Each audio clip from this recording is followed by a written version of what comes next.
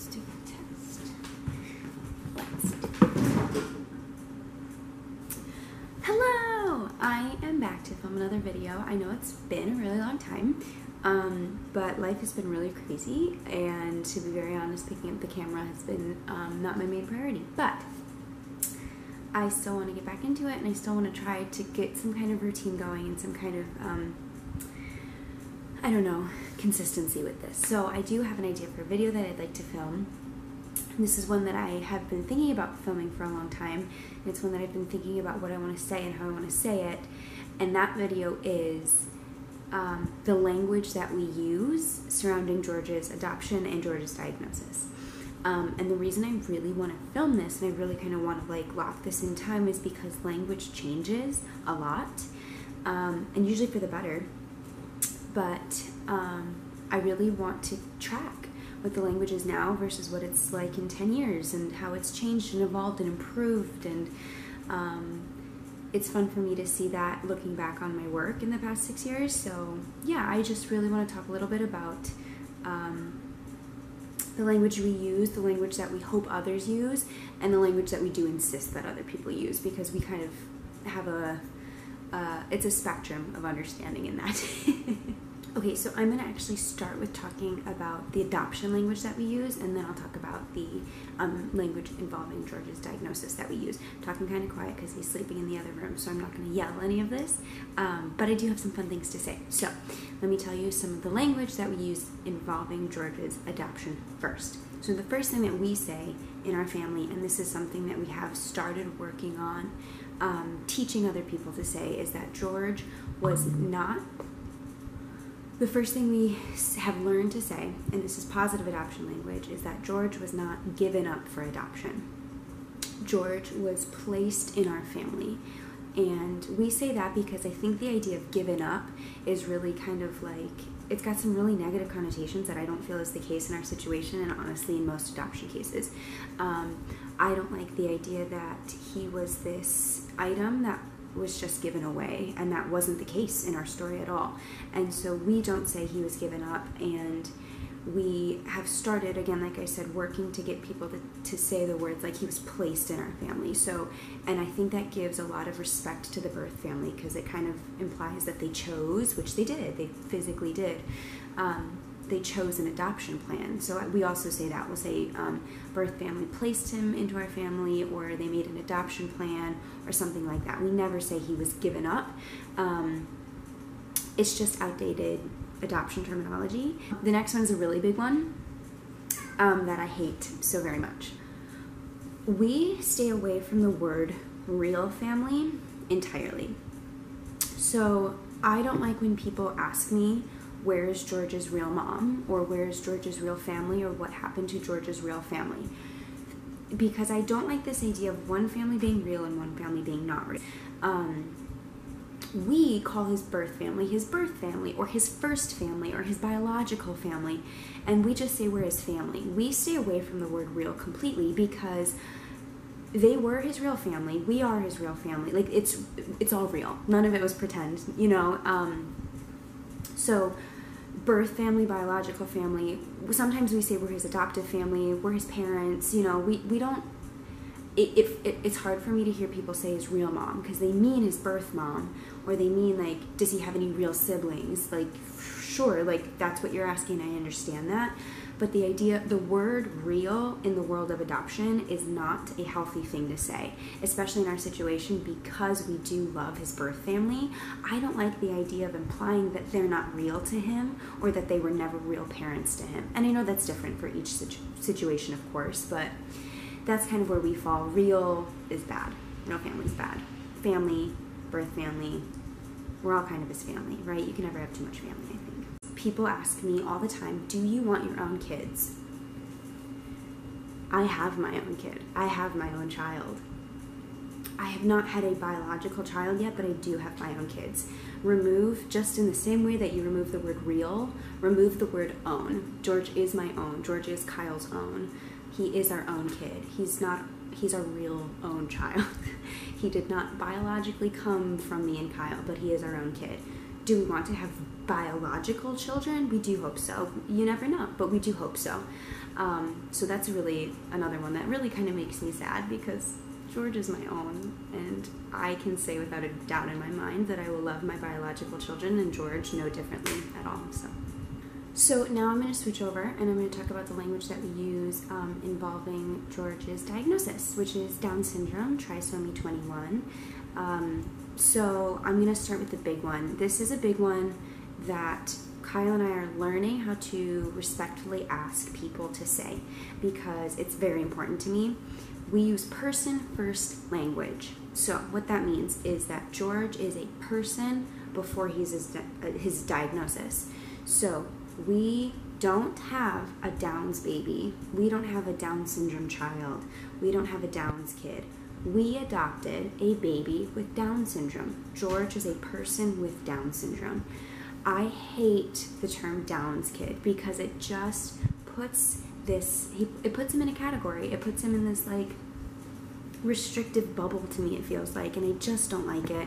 And I know that's the thing, that's one of the reasons that I like to film this, is because I know that was the terminology for a really long time when talking about people with Down syndrome, is that they were Downs students or Downs patients or Downs friends. But the truth of the matter is George is a kid, George is a baby, George is a person. He has Down syndrome, yes, but that's not the most interesting thing about him. So to label him as a Downs person, to me, feels very, very derogatory and very limiting. So that's one that that we have to explain the most and we talk the most about, because a lot of people don't know. So that's one, is person first language. I also want to say that not every community uses person first language. And when I say, like, I know that the community of autism doesn't always use person first language, and I know, you know, so I know that it's different, but in the Down syndrome community, almost exclusively, it is person first language. And that's a really good lesson, and it's a good reminder to meet people where they want to be identified. And so if George grows up and he doesn't want to be called a person with Down syndrome, he wants to be called whatever the language is in 15 years, then that's what we'll do, because he's an individual who can decide that. But the general idea when you are talking about a person with Down syndrome is they are a person with Down syndrome. A couple other words that were proper terminology recently that are not really words that we say anymore are handicapped, problematic, special needs, I really don't say,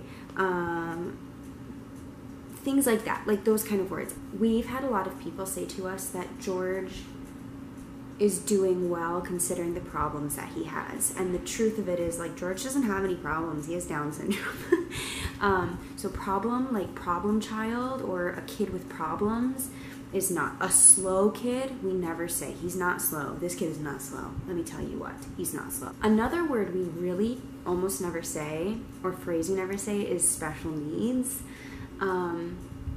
And disability is one that we really don't say, which is kind of a big one. And I feel like that's a new one that in like 10 years we're going to be like, oh man, can you believe that we used to say like disabled kid?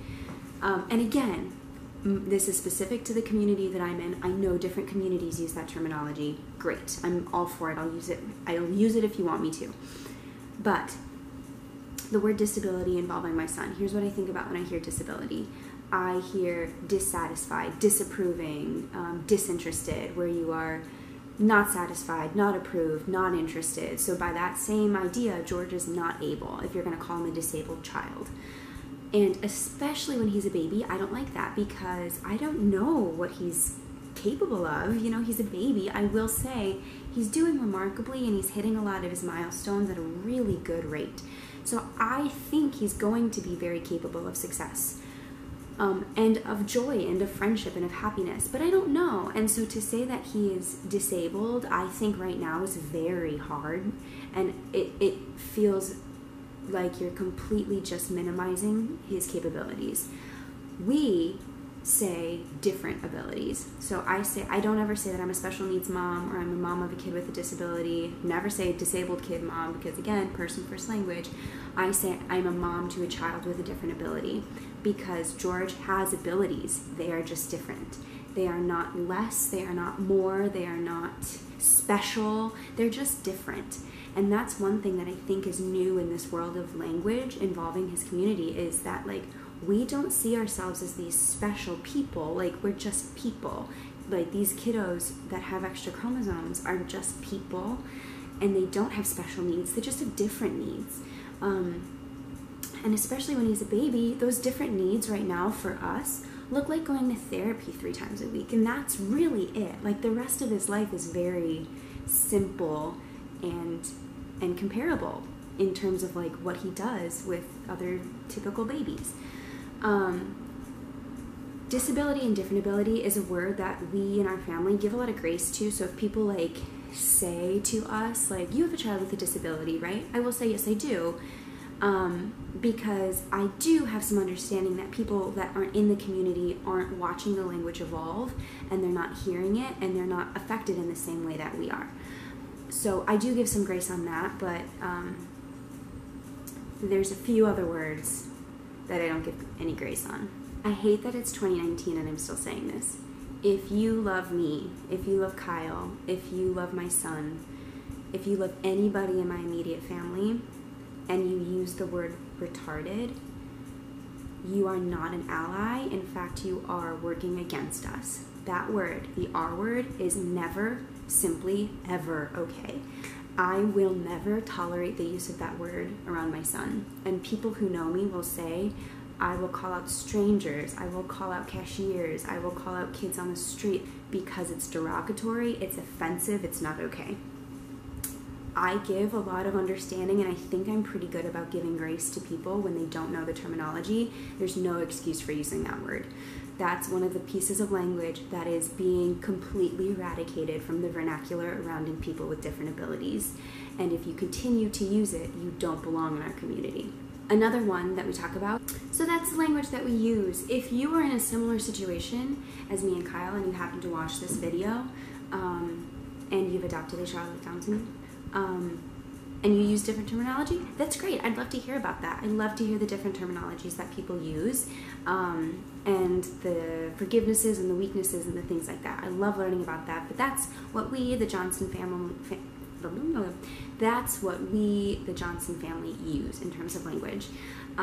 So I can't wait to watch this in a bunch of years because the terminology will be so different. I've worked in the community of people with different abilities for 6.5 years, almost 7 years. And the language could not be more different than it was when I was working 6 years ago. So I love watching this. If you're not me in the future and you're somebody else, go ahead and subscribe. I promise if you subscribe, I'll make more videos. I'm trying to get better about it, but it's very busy. So thank you for watching. He's waking up, so I'm gonna go get him, and that's all I got. So see you soon.